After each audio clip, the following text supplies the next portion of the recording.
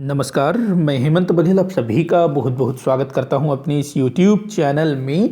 CGPSC में छत्तीसगढ़ सामान्य अध्ययन से बार बार पूछे जाने वाले प्रश्नों पर हम चर्चा कर रहे थे, जिसके अंतर्गत मैं रोज 10 क्वेश्चन लेता हूं और प्रत्येक प्रश्न को डिटेल में एक्सप्लेन करता हूं। तो आप लोग वीडियो को एंड तक जरूर देखिएगा और मुझे कमेंट करके बताइएगा कि आपसे कितने क्वेश्चन सॉल्व हुए।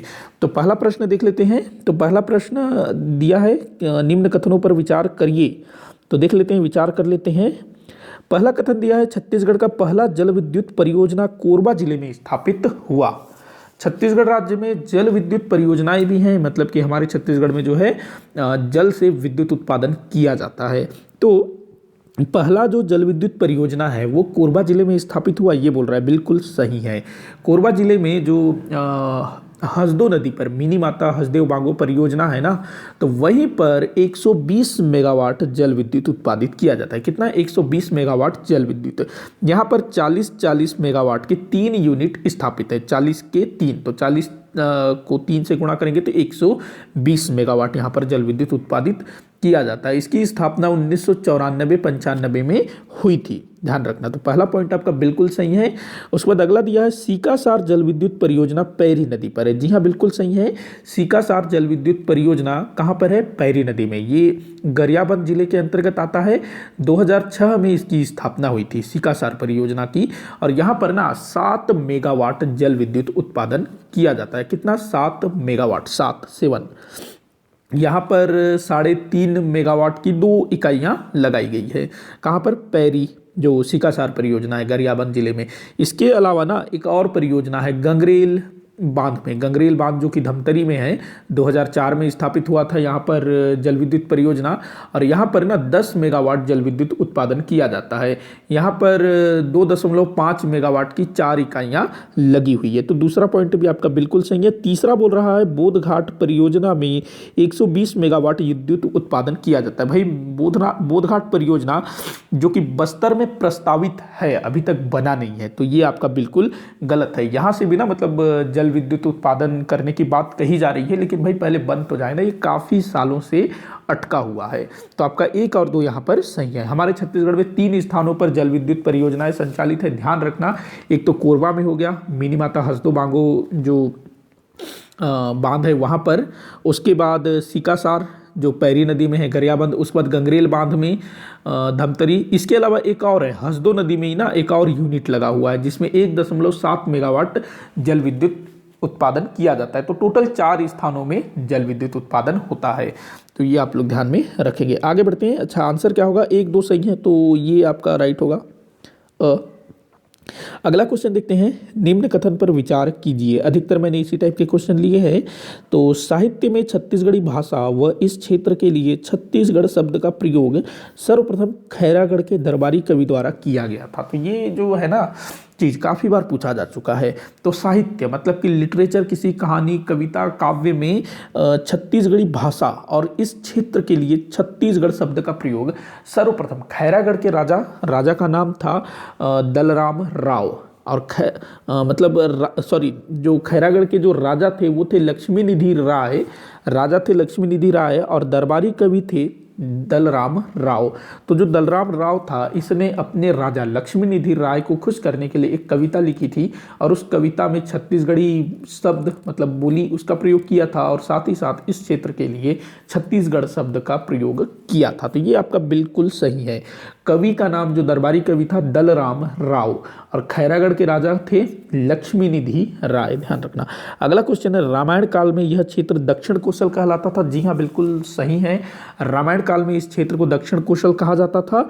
और जो उत्तर कोसल आपका जो अयोध्या वाला है वो उत्तर कोसल, ये दक्षिण कोसल। और इसी दक्षिण कोसल से राम जी की माता कौशल्या जी का संबंध बताया जाता है। तो ये बिल्कुल सही है।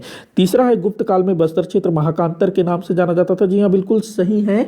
समुद्रगुप्त जिसने छत्तीसगढ़ के 2 शासकों को परास्त किया था, एक वाकाटक नरेश, कौन था? महेंद्र सेन, जिसको कि कोसल का शासक बताया गया है। और दूसरा व्याघ्रराज जो कि नल वंश का शासक था, जिसको महाकांतर का शासक बताया गया है। महाकांतर मतलब बस्तर। तो ये बिल्कुल सही है, तीनों कथन यहाँ पर सही हो जाएंगे। आगे बढ़ते हैं, अगला क्वेश्चन देखते हैं। निम्न कथनों पर विचार कीजिए। फिर से विचार करना है, कर लेते हैं। पहला है 1905 में बंगाल विभाजन के फलस्वरूप भौगोलिक सीमाओं में परिवर्तन का प्रभाव तत्कालीन छत्तीसगढ़ पर भी पड़ा। क्या सही है ये? 1905 में लॉर्ड कर्जन, वो था ना भारत का वायसराय, तो बंगाल का विभाजन कर दिया। तो इस बंगाल के विभाजन का प्रभाव क्या हमारे छत्तीसगढ़ में भी पड़ा? तो जी हाँ, देखो बंगाल का तो विभाजन किया ही किया गया, साथ ही साथ बंगाल प्रांत के इधर उधर के क्षेत्रों को भी इधर उधर किया गया। तो बंगाल प्रांत का जो उड़ीसा क्षेत्र है वहाँ से बंगाल प्रांत का जो छोटा नागपुर का जो क्षेत्र था ना, वहाँ से 5 रियासतें छत्तीसगढ़ में शामिल की गई। कौन सी थी ये रियासतें? तो कोरिया था, चांग भकार था, सरगुजा था, जसपुर था और उदयपुर। ये पहले बंगाल प्रांत के अंतर्गत आते थे। तो इन 5 रियासतों को मध्य प्रांत एवं बरार प्रांत में शामिल किया गया। कब? 1905 में। और मध्य प्रांत एवं बरार के अंतर्गत 5 रियासतों को, जो हमारे छत्तीसगढ़ के अंतर्गत आते थे, उनको जो है बंगाल प्रांत के उड़ीसा में शामिल किया गया। तो 1905 के बंगाल विभाजन का प्रभाव हमारे छत्तीसगढ़ पर भी पड़ा था। बिल्कुल सही है। दूसरा बोल रहा है 1918 में पंडित सुंदरलाल शर्मा ने छत्तीसगढ़ का रेखा चित्र खींचा। जी हाँ, बिल्कुल सही है। देखो वैसे अगर हम बात करें छत्तीसगढ़ का वर्तमान स्वरूप या वर्तमान नक्शा कब देखने को मिलता है, कब अस्तित्व में आया, अगर इस टाइप से पूछा जाए तो ये 1905 में हुआ था। 1905 में जब सरगुजा क्षेत्र के जो रियासत जैसे कि चांग भकार, कोरिया, सरगुजा, जसपुर, उदयपुर, जब इनका विलय हमारे छत्तीसगढ़ में हुआ और छत्तीसगढ़ के 5 रियासतों को बंगाल में शामिल किया गया, तो छत्तीसगढ़ का जो वर्तमान स्वरूप है या फिर वर्तमान नक्शा वो अस्तित्व में आया। कब? 1905 में। लेकिन सन 1918 में हमारे जो पंडित सुंदरलाल शर्मा थे, उन्होंने एक स्पष्ट रेखा चित्र खींचा कि भाई इतना हमारा छत्तीसगढ़ होना है, इस टाइप से। तो ये भी बिल्कुल सही है। उसके बाद अगला दिया है 1925 रायपुर जिला परिषद में पृथक छत्तीसगढ़ राज्य की मांग की गई। तो देखो रायपुर जिला परिषद में सबसे पहले पृथक छत्तीसगढ़ राज्य निर्माण के संदर्भ में बात कही गई थी, लेकिन ये 1925 में नहीं हुआ था। कब हुआ था? 1924 में हुआ था। तो ये आपका गलत हो जाएगा। इसके बाद फिर 1939 में कांग्रेस के त्रिपुरी अधिवेशन में पृथक छत्तीसगढ़ राज्य की मांग की जाती है। उसके बाद जब देश आज़ाद होता है तो छत्तीसगढ़ मध्य प्रांत एवं बरार का हिस्सा बने रहने दिया जाता है। उसके बाद फिर 1953 में जब फजल अली की अध्यक्षता में राज्य पुनर्गठन आयोग की स्थापना होती है तो उसके समक्ष भी गुहार लगाया जाता है, लेकिन कोई सुनवाई नहीं होती है। और 1956 में मध्य प्रदेश राज्य का गठन होता है और छत्तीसगढ़ को मध्य प्रदेश के अंतर्गत रखा जाता है। तो ये तमाम बातें आप लोग याद रखिएगा। बाद में फिर जो अपने क्या नाम थे, डॉक्टर खूबचंद बघेल, इन्होंने फिर छत्तीसगढ़ भ्रातृत्व संघ, छत्तीसगढ़ महासभा का गठन किया। वहीं सन 1955 में जब मध्य प्रदेश राज्य का गठन नहीं हुआ था, तब रायपुर के विधायक ठाकुर रामकृष्ण सिंह, उन्होंने मध्य प्रांत की विधानसभा में पहली बार छत्तीसगढ़ के मतलब पृथक छत्तीसगढ़ राज्य निर्माण के विषय में प्रयास किया था। तो ये बातें आप लोग ध्यान में रखिएगा। तो 1 और 2 यहाँ पर आपके सही आंसर होंगे, मतलब अ यहाँ पर आपका सही उत्तर होगा। अगला क्वेश्चन है निम्न कथन पर विचार कीजिए। कर लेते हैं भाई विचार, आज विचार ही करना है। पहला दिया है सर्वाधिक क्षेत्रफल वाला भू आविष्ठित जिला कोरबा है। तो सर्वाधिक क्षेत्रफल वाला भू आविष्ठित जिला, भू आविष्ठित जिला क्या होता है? ऐसे जिले जो दूसरे राज्य की सीमाओं को स्पर्श न करते हों, वो क्या कहलाती है? भू आविष्ठित जिला। ऐसे ही भू आविष्ठित राज्य भी होते हैं, जैसे कि हमारे यहाँ हरियाणा है, मध्य प्रदेश है, छत्तीसगढ़ है। हमारा छत्तीसगढ़ भी भू आविष्ठित राज्य है, किसी अंतर्राष्ट्रीय सीमा को स्पर्श नहीं करता है ना। झारखंड है, तेलंगाना है, ये सब क्या है? भू आविष्ठित राज्य। तो इसी तरह से भू आविष्ठित जिले भी होते हैं जो किसी दूसरे राज्य की सीमा को नहीं छूते हैं। तो इस तरह के हमारे छत्तीसगढ़ में 10 जिले हैं। सबसे पहला सरगुजा, फिर कोरबा, उसके बाद जांजगीर चांपा, अब बिलासपुर भी हो गया है। इसके बाद बलौदाबाजार, रायपुर, दुर्ग, बेमेतरा, बालोद और दंतेवाड़ा। तो ये टोटल 10 भू आविष्ठित जिले। तो इन 10 जिलों में से सबसे अधिक क्षेत्रफल वाला जिला कौन सा है? कोरबा बोल रहा है, तो ये बिल्कुल सही है। अगला दिया है सभी भूआविष्ठित जिले एक दूसरे की सीमा को स्पर्श करते हैं। क्या जो भूआविष्ठित जिले हैं क्या आपस में मतलब एक दूसरे से टच करते हुए हैं? अगर हम लोग देखें ना तो सरगुजा उसके ठीक नीचे उसको स्पर्श करते हुए, कोरबा उसके ठीक नीचे, जांजगीर चांपा, बिलासपुर, फिर उसके ठीक नीचे बलौदाबाजार, रायपुर, इधर साइड में बेमेतरा, बालोद, दुर्ग, ये सब है। लेकिन जो दंतेवाड़ा है वो इन भूआविष्ठित जिलों से अलग है। तो इस तरह से ये वाला आपका गलत हो जाएगा, लगे हुए नहीं है। उसके बाद है अगला, बलौदाबाजार और बिलासपुर सर्वाधिक जिलों से घिरे भूआविष्ठित जिले हैं। जी हाँ, बिल्कुल सही है। जो बलौदाबाजार है वो 7 जिलों की सीमाओं को स्पर्श करता है, वहीं बिलासपुर नहीं नहीं नहीं नहीं, ये गलत है, माफ़ी चाहूँगा। बलौदाबाजार तो 7 जिलों की सीमाओं को स्पर्श करता है, लेकिन जो बिलासपुर है वो लगभग 6 जिलों की सीमाओं को, कितने जिलों की सीमाओं को स्पर्श करता है? बिलासपुर, मुंगेली, उसके बाद बलौदाबाजार, उसके बाद जांजगीर चांपा, कोरबा, और आपके अभी जो नया वाला जो जिला है क्या है, गौरेला, पेंड्रा, मरवाही। तो इतने ही को स्पर्श करता है, तो ये भी आपका गलत हो जाएगा। तो यहाँ पर ऑप्शन एक ही सही है, एक ही यहाँ पर सही है, तो यहाँ दिया नहीं है, तो एक सही है, सिर्फ ये वाला ध्यान रखना। अच्छा, एक और मैं बता दूं कि जो बलौदाबाजार है ना, ये क्या कहते हैं, 7 जिलों की सीमाओं को स्पर्श करता है। वहीं कोरबा जिला भी अब 7 जिलों की सीमा को स्पर्श करता है। बलौदाबाजार को हम लोग पहले देख लेते हैं। तो बलौदाबाजार एक तरफ जहां मुंगेली को स्पर्श करता है, उसके बाद बिलासपुर, उसके बाद जांजगीर चांपा के बाद बलौदाबाजार जो है महासमुंद को स्पर्श करता है, उसके बाद रायपुर को स्पर्श करता है, उसके बाद बेमेतरा को स्पर्श करता है और रायगढ़ को भी स्पर्श करता है। मैं अगर चूक गया होऊंगा तो आप लोग बताइएगा। दुर्ग को स्पर्श नहीं करता है ना, कि करता है? एक बार बताइएगा, आप लोग देखिएगा, मैं थोड़ा सा मिस कर जा रहा हूँ यहाँ पर। वहीं अगर मैं कोरबा की बात करूँ तो कोरबा भी 7 जिलों की सीमाओं को स्पर्श करता है। कौन कौन से हैं कोरबा से लगे हुए जिले? तो ऊपर से अगर हम लोग देखें तो कोरिया है, सूरजपुर है, सरगुजा है, इसके बाद रायगढ़ है, इसके बाद जांजगीर चांपा है, बिलासपुर है, और अभी नया बना हुआ गौरेला, पेंड्रा, मरवाही। तो ये भी जो है 7 जिलों की सीमाओं को स्पर्श करता है। आगे बढ़ते हैं, अगला क्वेश्चन देखते हैं। निम्न कथन पर विचार कीजिए। कर लेते हैं। तेंदुपत्ता को समर्थन मूल्य पर खरीदा जाता है। जी हाँ, हमारे छत्तीसगढ़ राज्य सरकार द्वारा तेंदुपत्ता को समर्थन मूल्य पर खरीदा जाता है, और वर्तमान समय में तेंदुपत्ता का मानक बोरे की जो कीमत है 4,000 रुपये निर्धारित की गई है। पहले वाली जो सरकार थी वो 2,500 रुपये दे रही थी, और अभी भूपेश बघेल जी की जो सरकार है वो 4,000 रुपये दे रही है। तो ये बिल्कुल सही है, तेंदुपत्ता को समर्थन मूल्य पर खरीदा जाता है। उसके बाद अगला है, महानदी बेसिन में प्रमुखतः मिश्रित वन पाया जाता है। महानदी बेसिन मतलब कि जो छत्तीसगढ़ का मध्य वाला भाग है, जी हाँ, यहाँ पर मिश्रित वन पाया जाता है। मिश्रित मतलब कि जो जंगल होगा ना उसमें अलग अलग प्रकार के वृक्ष होंगे। उसके बाद अगला दिया है, बस्तर को साल वनों का द्वीप कहा जाता है। जी हाँ, बिल्कुल सही है, बस्तर को साल वनों का द्वीप कहा जाता है। एक साहित्यकार थे बस्तर क्षेत्र के, जगदलपुर के, गुलशेर खां सानी, उन्होंने एक पुस्तक लिखी थी साल वनों का द्वीप, बस्तर को लेकर के, बस्तर को लेकर के साल वनों का द्वीप। तो तीनों कथन यहाँ पर आपके सही है। देखो, जो बस्तर है वो साल वनों के लिए जाना जाता है। बस्तर का जो केशकाल घाटी है वहाँ पर उत्तम किस्म के साल प्राप्त होते हैं। इसके अलावा कवर्धा जिले का जो चिल्फी घाटी है वो भी साल वनों के लिए जाना जाता है। कवर्धा का चिल्फी घाटी, बस्तर का केशकाल घाटी, वहीं नारायणपुर जिले में एक घाटी है खुरसैल घाटी। ये जो खुरसैल घाटी है ये उत्तम किस्म के साल वन के लिए जाना जाता है, खुरसैल घाटी। तो ये चीज़ भी आप लोग ध्यान में रखेंगे। अगला क्वेश्चन देखते हैं। तो यहाँ 1 और 1 2 3 सभी सही है। अगला क्वेश्चन देखते हैं, कौन सा आभूषण बाजू में पहना जाता है? बाजू मतलब जो बाजूबंद होता है ना, बाह। तो कौन सा आभूषण बाजू में पहना जाता है? तो बाजूबंद पहना जाता है। उसके बाद आपका जो नांग मोरी ये भी पहना जाता है, पहुंची भी पहना जाता है, हरैया भी पहना जाता है। बाकी जो है यहाँ पर मतलब जो चूड़ी है ये नहीं पहना जाता है। चूड़ी कहाँ पहनते हैं? कलाई में पहनते हैं। 1 मिनट, हाँ, चूड़ी जो है कहाँ पहनते हैं? कलाई में पहनते हैं। चूड़ी कहाँ पहनते हैं? कलाई में। पहुंची भी जो है आपके बाजू में ही पहना जाता है। तो ध्यान रखेंगे। 1 2 3, 5 ये आपका आंसर होगा। 1 2 3 5, 1 2 3 5 कहाँ दिया है भाई, ये 1 2 3 5 ये आपका आंसर होगा।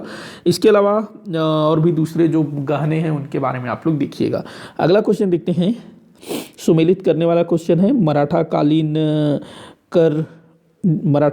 कर देख लेते हैं। हमारे छत्तीसगढ़ में मराठों ने शासन किया था ना, तो टकोली जो है जमींदारियों से लिया जाने वाला कर था। हमारे छत्तीसगढ़ में जो भी जमींदारियां थी ना, तो जमींदारों से जो राजस्व मराठा वसूल करते थे उसको कहते थे टकोली। क्या कहते थे, टकोली। इसके बाद अगला दिया हुआ है सायर। तो जो सायर है ये आयात निर्यात कर होता था। क्या होता था, आयात निर्यात कर, इंपोर्ट एक्सपोर्ट टैक्स, सायर।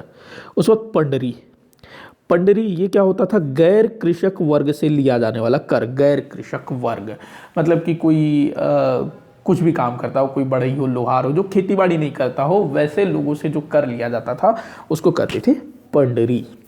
अगला देखते हैं सेवई वैसे खाने का एक चीज़ होता है ना, डिश होता है सेवई। तो सेवई जो है अन्य छोटे मोटे कर व जुर्माने से वसूला जाने वाला कर होता था। मतलब जो भी एक्स्ट्रा चीज़ें हैं उसको सेवई कहा जाता था। तो क्या आंसर हो जाएगा आप लोगों का, 2 3 1 4, 2 3 1 4 ये आपका आंसर होगा ना, 2 3 1 4, 2 3 1 4 ये आपका आंसर होगा। एक और कर होता था कलासी, याद रखेंगे, कलासी मैं लिख देता हूँ, कलासी। ये ना आबकारी कर होता था, कलाशी। क्या होता था, आबकारी कर होता था, कलासी। 5 होते थे टोटल। अगला क्वेश्चन है, पृथ्वी देव द्वितीय के सामंत जगतपाल देव के संबंध में कौन सा कथन सत्य है। तो पृथ्वी देव द्वितीय, तो इनके समय में इनके एक सामंत थे जगतपाल देव, तो इनके संबंध में कौन सा कथन सत्य है ये आप लोगों को बताना है। तो जगतपालपुर नामक नगर की स्थापना की, तो बिल्कुल सही है, जगतपाल देव ने जगतपालपुर नामक नगर की स्थापना की थी। अगला दिया है, राजीव लोचन मंदिर का जीर्णोद्धार करवाया। राजीव लोचन मंदिर जो राजिम में स्थापित है, किसने बनवाया था, नल वंश के शासक विलासतुंग ने। इसका जीर्णोद्धार जगतपाल देव द्वारा करवाया गया था, बिल्कुल सही है। अगला है सरहरागढ़ का पर विजय प्राप्त की, ये भी बिल्कुल सही है। ये जो सरहरागढ़ है ना, ये सारंगगढ़ का पुराना नाम है। सारंगगढ़ जो कि रायगढ़ में है, तो सारंगगढ़ का पुराना नाम है सरहरागढ़। तो तीनों कथन यहाँ पर सही है। देखो, जो पृथ्वीदेव द्वितीय थे उसके सामंत थे जगतपाल देव, और इसने जो जगतपालपुर नामक नगर बसाया ना, कुछ इतिहासकारों का मानना है कि यही जगतपालपुर जगदलपुर था। तो आज का जो जगदलपुर है ना, बस्तर जिला का जिला मुख्यालय, तो इसकी स्थापना किसने की थी, जगतपाल देव ने। ये इसके हिसाब से, वैसे तो जगदलपुर की स्थापना का श्रेय काकतीय वंश के शासक थे ना, दलपत देव, उनको जाता है। लेकिन कई सारे पुस्तकों में ना ये भी आपको मिल जाएगा। मतलब अलग अलग इतिहासकार अलग अलग मत प्रस्तुत करते हैं, अधिकतर लेकिन दलपत देव को स्वीकारा जाता है। क्योंकि देखो, ये जो कलचुरी थे, इन्होंने भाई अब वहाँ जाकर कहाँ स्थापित करेगा, बाकी बाकी दिया गया है ऐसा, तो आप लोग ध्यान में रखिएगा। बाकी जगतपालपुर आपको याद रखना है, जगतपालपुर नगर। बाकी जगदलपुर था या कौन था ये उतना इंपॉर्टेंट नहीं है, लेकिन पूछा गया है जगतपालपुर नगर की स्थापना किसने की थी, तो पृथ्वीदेव द्वितीय के सामंत जगतपाल देव ने। इसके बाद इसने जो राजीव लोचन मंदिर का जीर्णोद्धार करवाया था, ये कई बार पूछा जा चुका है, बहुत ज़्यादा इंपॉर्टेंट है। सरहरागढ़ पर इसने विजय प्राप्त की थी, सारंगगढ़ जो है ना उस पर विजय प्राप्त की थी जगतपाल देव ने। ये भी आप लोग ध्यान में रखेंगे। अगला क्वेश्चन हम लोग देखते हैं, तो क्या आपका सही हो जाएगा, 1 2 3 तीनों सही है। अगला क्वेश्चन है, बड़ा मजेदार क्वेश्चन है, किस कलचुरी शासक का अपहरण कोरवा जनजाति द्वारा किया गया था। देखो, किसी कलचुरी शासक को ना कोरवा जनजाति के किसी युवक ने अपहरण कर लिया था, किडनैप कर लिया था, और जहाँ उसका अपहरण किया गया था ना, तो वहीं पर फिर बाद में उस राजा की डेथ हो गई थी। कोरवा जनजाति जो कि हमारे छत्तीसगढ़ के उत्तरी क्षेत्र में निवास करते हैं ना, सरगुजा जसपुर तरफ, और कोरवा जनजाति छत्तीसगढ़ में विशेष पिछड़ी जनजाति के रूप में भी जानी जाती है। राष्ट्रपति द्वारा विशेष पिछड़ी जनजाति का दर्जा दिया गया है। तो कोरवा जनजाति के किसी युवक द्वारा किस राजा का अपहरण किया गया था, ये आप लोगों को बताना है। तो देखिए जो जाजलदेव द्वितीय हैं इनका अपहरण हुआ था। किनका? जाजलदेव द्वितीय, कोरवा जनजाति के किसी युवक ने इनका किडनैप कर लिया था और बाद में फिर वहीं जो है इसकी मृत्यु भी हो गई थी। तो ये इम्पॉर्टेंट हो सकता है, ध्यान में रखेंगे। अगला क्वेश्चन है, छत्तीसगढ़ के किस इतिहासकार ने कलचुरी वंश के अंधकार काल का इतिहास लिखा है? बहुत अच्छा क्वेश्चन है ये। देखिए जो प्रतापमल है ना, प्रतापमल कलचुरी वंश का शासक, उसके बाद का इतिहास नहीं मिलता है। प्रतापमल उसके बाद मतलब कलचुरियों का कोई भी सिक्का नहीं मिलता है, कोई भी लेख नहीं मिलता है। उसके बाद कौन राजा हुआ, कौन रानी हुई, क्या घटनाएं घटित हुई, इस तरह की कोई भी जानकारी नहीं मिलती है। लेकिन छत्तीसगढ़ के एक इतिहासकार ने इस अंधकार युग का भी इतिहास लिखा है। तो कौन थे वो आपको बताना है। तो देखिए वो थे बाबू रेवाराम। बाबू रेवाराम इन्होंने छत्तीसगढ़ का इतिहास लिखा है। इनकी एक पुस्तक है प्राचीन छत्तीसगढ़ी बोली। प्राचीन छत्तीसगढ़ी बोली, ध्यान रखेंगे। इनकी एक रचना है प्राचीन छत्तीसगढ़ी बोली, हाँ प्राचीन छत्तीसगढ़ी बोली, और एक है प्राचीन छत्तीसगढ़। प्राचीन छत्तीसगढ़ी बोली वो छत्तीसगढ़ी बोली पर आधारित है और छत्तीसगढ़ के इतिहास पर प्राचीन छत्तीसगढ़, बाबू रेवाराम। तो उसी में इन्होंने कलचुरियों का पूरा इतिहास लिखा है और अंधकार युग के जो शासक हुए उनके बारे में भी लिखा है। किन्होंने? बाबू रेवाराम जी ने। एक मिनट, माफ़ी चाहूँगा, सॉरी, यहाँ पर थोड़ा सा मैं कुछ मिस्टेक कर रहा हूँ क्या? बाबू ये ना प्यारेलाल गुप्त जी होना चाहिए। एक मिनट, मैं थोड़ा सा इसको ना कंफर्म करता हूँ। हाँ, हम लोग ना ठीक ही जा रहे थे, बाबू रेवाराम ही हैं। बाबू रेवाराम, मैं इनकी रचना का नाम गलत बता रहा था, माफ़ी चाहूँगा। बाबू रेवाराम इन्होंने जो है अपना क्या कहते हैं, बाबू रेवाराम जी ने ही इनकी जो मैंने रचना बताई ना वो गलत है, ध्यान रखना। जो मैंने प्राचीन छत्तीसगढ़ी बोली जो बताई ना वो गलत है, वो प्यारेलाल गुप्त जी की रचना है। प्यारेलाल गुप्त जो यहाँ दिया है ना, इनकी रचना है प्राचीन छत्तीसगढ़ी बोली और प्राचीन छत्तीसगढ़, ये इनकी रचना है। बाकी जो बाबू रेवाराम जिन्होंने छत्तीसगढ़ में कलचुरियों के अंधकार युग का भी इतिहास लिखा है, इनकी जो रचना है वो है तारीख ए है वंशी। तारीख ए है वंशी, ये जो है बाबू रेवाराम जी की रचना है वंशी, ऐसी लिखेंगे क्या? तो तारीख ए है वंशी, ये बाबू रेवाराम जी की रचना है और इसी रचना में इन्होंने कलचुरियों के अंधकार युग का भी इतिहास लिखा है। और इसी से पता चलता है कि कलचुरियों में जो है विभाजन हो जाता है, रतनपुर, रायपुर, इस तरह का सब चीज़ जो है बाबू रेवाराम जी ने अपनी इस पुस्तक तारीख ए है वंशी में लिखा है। बाकी जो प्यारेलाल गुप्त जी हैं इनकी रचना है छत्तीसगढ़ी बोली और प्राचीन छत्तीसगढ़ी बोली और प्राचीन छत्तीसगढ़, ये किनकी रचना है? प्यारेलाल गुप्त जी की रचना है। प्यारेलाल गुप्त वही हैं जिन्होंने रतनपुर को छत्तीसगढ़ के चारों युगों की राजधानी बताया है और अलग अलग नाम भी बताया है। प्यारेलाल जी ने क्या क्या नाम बताया है? सतयुग में मणिपुर, त्रेता युग में मणिकपुर, द्वापर युग में हीरापुर और कलयुग मतलब वर्तमान समय में क्या बताया है? रतनपुर। तो ये जो है प्यारेलाल जी का है। उसके बाद जो रामकुमार बेहार हैं, इन्होंने, ये आधुनिक समय के इतिहासकार हैं और छत्तीसगढ़ का इतिहास लिखा है। इनकी पुस्तकें आप लोग पढ़ते होंगे। गोपाल मिश्र खूब तमाशा नामक इनकी रचना है जो काफ़ी इंपॉर्टेंट है। बाकी अंधकार युग का जो इतिहास है वो बाबू रेवाराम जी ने लिखा है। तारीख ए है वंशी इनकी रचना है। इसी के साथ आज का ये वीडियो यहीं पर समाप्त होता है। आप लोग मुझे कमेंट करके बताइएगा कि आपसे कितने क्वेश्चन सॉल्व हुए और किसी भी क्वेश्चन में कोई भी डाउट हो तो आप लोग मुझे ज़रूर बताइएगा ताकि मैं उसको सॉल्व कर सकूँ। हालांकि बीच में मैं थोड़ा सा कन्फ्यूज़ हो गया था, माफ़ी चाहूँगा। कई बार जो है दिमाग से कई सारी चीज़ें बाहर चली जाती हैं। तो वीडियो को आप लोग ज़्यादा से ज़्यादा शेयर करिएगा, लाइक करिएगा, चैनल को सब्सक्राइब करिएगा। वीडियो को आखिर तक देखने के लिए बहुत बहुत धन्यवाद।